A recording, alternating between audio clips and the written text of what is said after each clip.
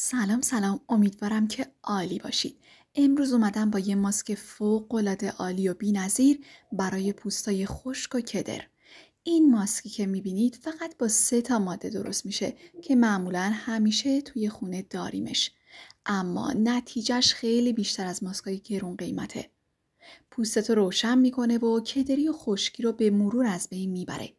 برای جوانسازی و درخشش پوست هم معجزه میکنه. خوبیش اینه که خودت درستش میکنی و میدونی که موادش طبیعیه. اگه پوستتو دوست داری این ویدیو رو تا آخر تماشا کن.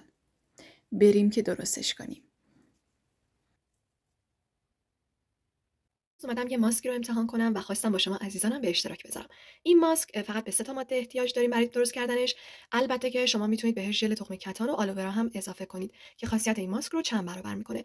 برای پوستای کدر، خشک و پوستایی که لک‌های سطحی دارن خیلی خوبه و پوست رو کمی روشن میکنه و جوانسازی هم انجام میده. پوست رو نرم میکنه و لطیف میکنه. برای درست کردنش به بادوم نیاز داریم. بادوم که گذاشتیم 12 ساعت خیس بخوره برای اینکه به راحتی با مواد میکس بشه و به میکسر هم آسیبی وارد نکنه. به برنج نیاز داریم. برنج رو چند بار که آب کشی کردیم و شستیم میذاریم که 6 ساعت خیس بخوره تا کثیفی‌ها، گرد و غبار و سمای کشاورزی ازش جدا بشه. بعدش هم آبش رو خالی میکنیم و همچنین آبی که الان در بادومه هم باید خالی بشه و دوباره شسته بشه جفتشون. و به کپسول ویتامین ای هم نیاز داریم. بریم که این ماسک رو درست بکنیم. ممنون میشم که این ویدیو رو لایک بکنید و خیلی خوشحال میشم که برام کامنت بذارید چون کلی انرژی میگیرم. بریم که درستش کنیم. خب برنجی که 6 ساعت گذاشته بودیم که خیس بخوره آبش رو خالی کردم و دوباره چند بار هم آب کشیش کردم که مطمئن شم کامل تمیز شده. بعدش به یه ظرف دیگه منتقلش کردم و بهش آب اضافه کردم و گذاشتم که جوش بیاد. الان که جوش اومده شعله‌اش رو کم میکنم و میذارم که برنج بپزه و وقتی که به غلظت مناسب رسید از روی گاز برش میدارم. خب دوستان میبینید که برنج ما پخته شده و باید به همچین غلظتی برسه. میبینید که مثل ژله شده. الان اگه من بخوام یکم از آبش رو جدا کنم به شما نشون بدم، ببینید به سختی از قاشق جدا میشه. ببینید خیلی سخت و باید به همین شکل باشه غلظتش. الان میذاریم که یکم خنک بشه و میریم سراغ بادوما. خب دوستان حالا من بادوم ها رو داخل میکسر میریزم با مقداری آب.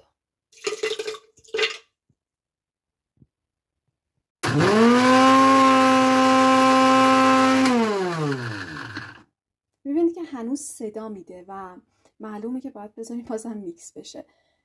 اگه بذارید بیشتر از 12 ساعت بادوماتون خیس بخوره خیلی بهتره، چون هر چقدر بیشتر خیس بخوره نرمتر میشه. خب من بادوما رو میکس کردم ولی اصلا طبق انتظاراتم پیش نرفت و بعضی از بادوما اصلا خورد نشدن. بهتره که بیشتر از 12 ساعت بذارید خیس بخوره، چون بیشتر بادوما میکس شدن ولی بعضیاشون نه، مثلا 2 3 تایشون به طور کامل نه. حالا نمیدونم چرا. یا بیشتر از 12 ساعت بذارید خیس بخوره یا اینکه اگه هم حالا اینجوری مثل من شد بیاید بریزیمش داخل مواد برنج. خب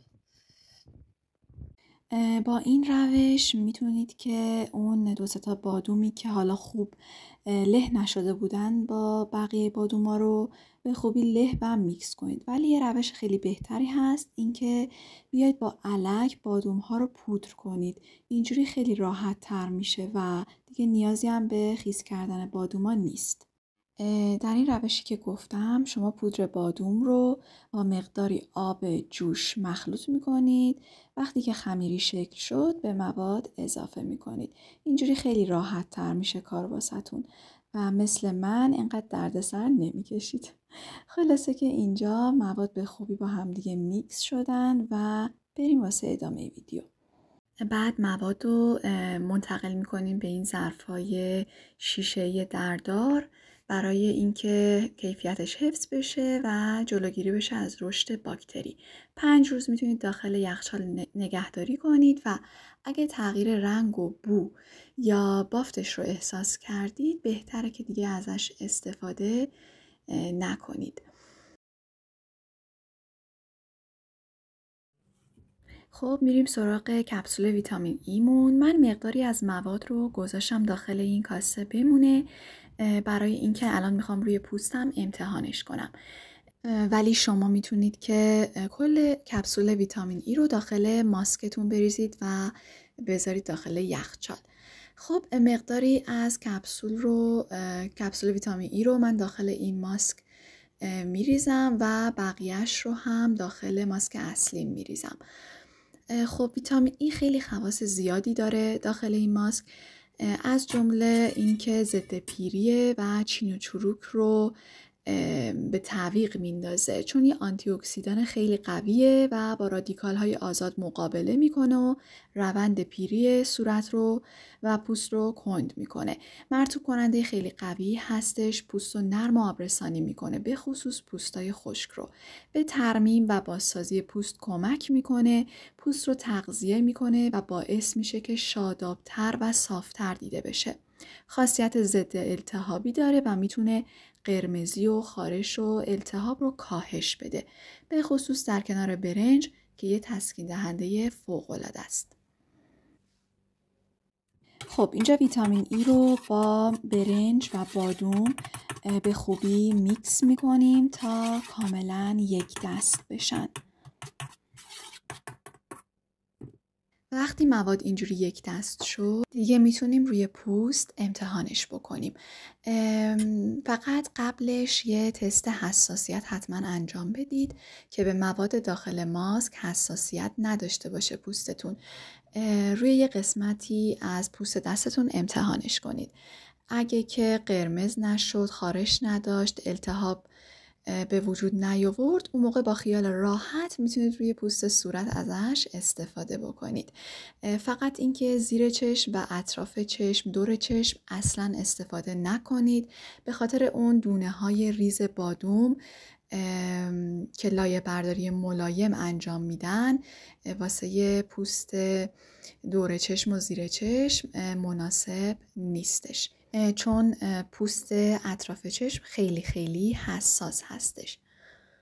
زمانی که ماسک رو روی پوست پخش کردید و با کمی ماساژ باعث شد که لایه برداری انجام بشه، حالا بهش 15 یا 20 دقیقه زمان میدیم که روی پوست بمونه.